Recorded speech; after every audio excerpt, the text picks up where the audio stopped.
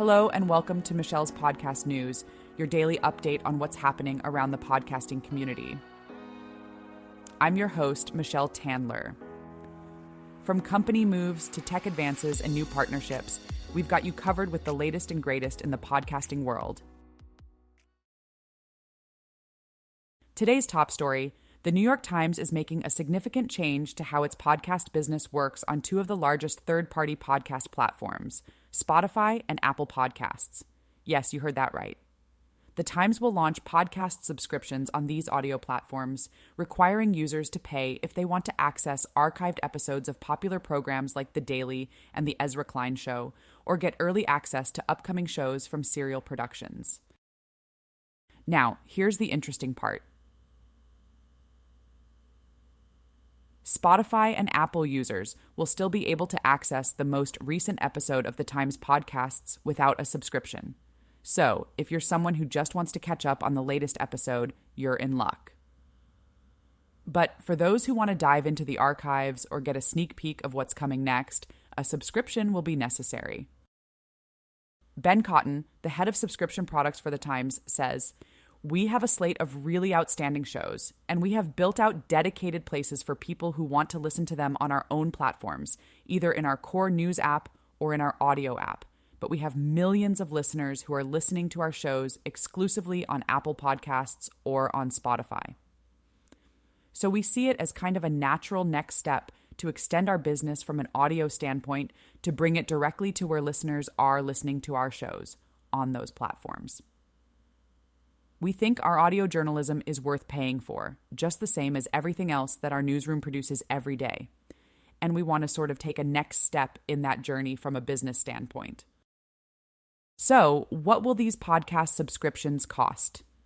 The Times has set the price at $6 per month or $50 for the year. The changes will take effect next month. And here's a perk for Times Home Delivery and all access subscribers.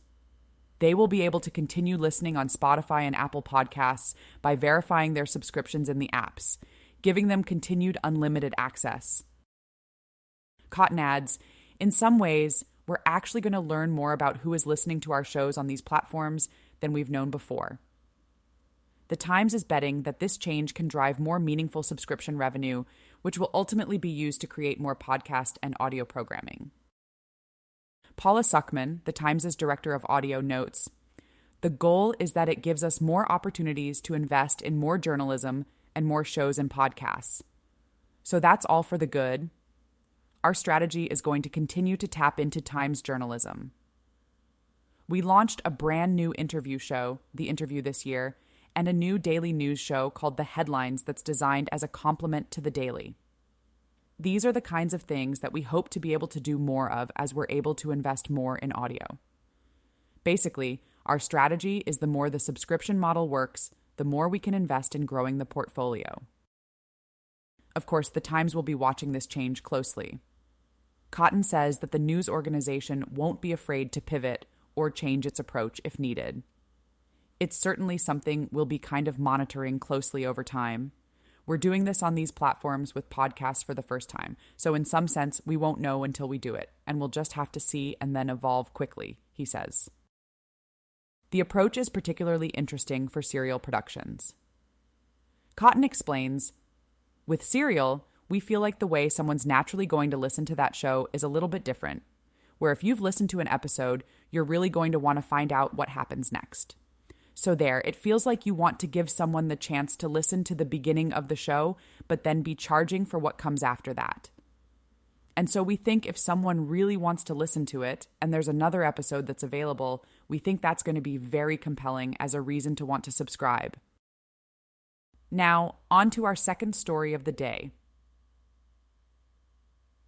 Pitaya Entertainment and TVNotas have announced a major new strategic alliance for the production and distribution of podcasts.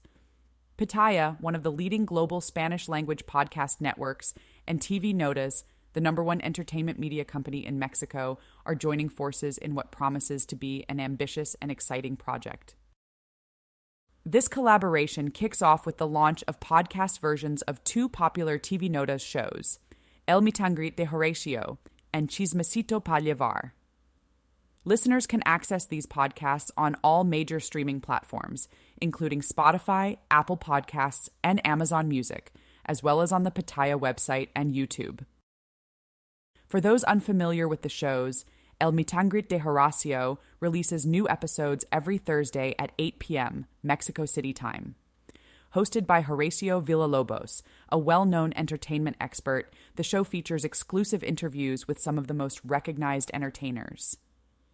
Guests have included celebrities like Alfredo Adame, Shanique Berman, Clovis Nianau, and more. The show promises unfiltered revelations and exclusive insights from these stars. Meanwhile, Chismecito pa llevar will release 2 episodes each week. The first episode drops every Tuesday morning, providing exclusive information that appears in the weekly issue of TVNotas magazine. The second episode airs on Fridays at 8 p.m. and offers a summary of the most relevant entertainment news from recent days. TVNotas has a strong legacy in the entertainment industry, having established itself as the #1 entertainment media company in Mexico over its 30-year history. With more than 100 million monthly hits across its magazine, website, and social media channels, TVNotas holds a significant place in the hearts of many fans. Since 2023, it has been part of OFEM Media Group, a communications consortium that integrates prestigious media companies. Pitaya Entertainment, on the other hand, is a leading Latino podcast network with a diverse roster of shows. From entertainment and sports to comedy and self-help, Pitaya offers content that caters to a wide range of interests. The network is home to some of the most popular Spanish-language podcast series, many of which are hosted by big names in the Latin world. This strategic partnership is expected to leverage the strengths of both companies, offering brand-friendly content that appeals to a broad demographic. It will be interesting to see how this alliance shapes the landscape of Spanish-language podcasts in the coming months. And that wraps up today's episode of Michelle's Podcast News. Thanks for tuning in. Be sure to join us tomorrow for more updates from the podcasting world. I'm Michelle Tandler, signing off. Have a great day.